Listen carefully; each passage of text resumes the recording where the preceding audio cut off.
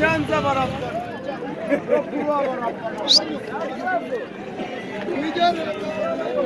Twagiye ngwino tugende.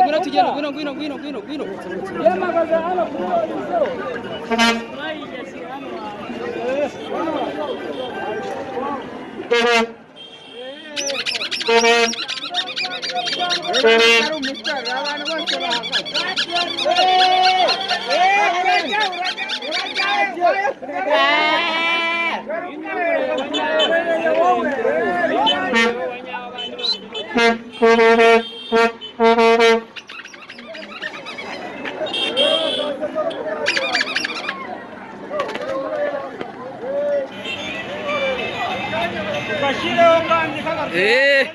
Warakabona nari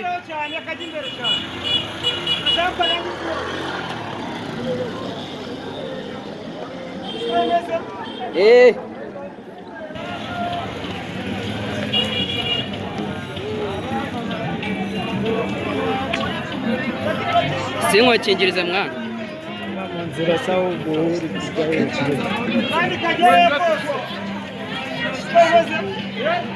kagera mu bicu